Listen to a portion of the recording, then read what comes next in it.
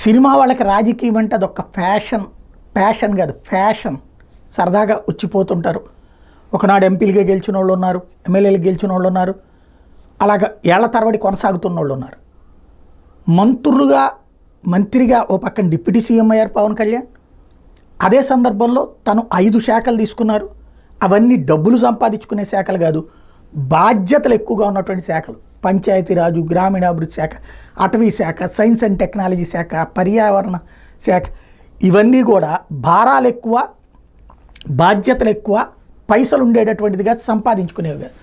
అలాంటి శాఖల్ని బాధ్యతాయుతంగా తీసుకున్న పవన్ కళ్యాణ్ వరుసగా 3 రోజుల పాటు సమీక్షలు చేస్తూనే ఉన్నారు. ఇవాళ కూడా గ్రామీణ ఇంజనీరింగ్ అధికార యంత్రాంగాలతో సమీక్షలు చేశారు. మెయిన్ ఎక్కడ ప్రాబ్లం వస్తుంది, ప్రతి గ్రామానికి తాగు నీటి వనరుల సమస్య.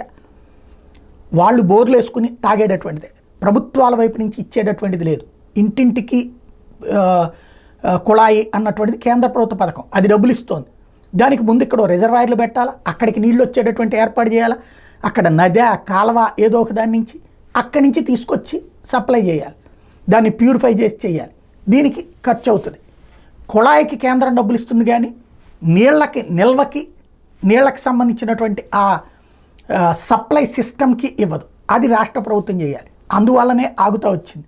అది కోట్ల రూపాయలు కాదు, 100 కోట్ల రూపాయలు అవుతుంది. కాబట్టి అట్లాంటివన్నీ సమీక్షిస్తున్నారు. ఓ పక్కన అటవీ శాఖలతో అన్ని శాఖల అధికారులు ఆయన దగ్గరకు వచ్చేటప్పుడు ఫుల్ మ్యాటర్తో రావాలి, డీటెయిల్డ్గా మ్యాటర్తో రావాలి. ఆయన అడిగినప్పుడు సమాధానం నిజాయితీతో చెప్పాలి, స్పష్టతతో చెప్పాలి. పర్ఫెక్ట్గా రివ్యూ చేసుకొస్తున్నారు పవన్ కళ్యాణ్.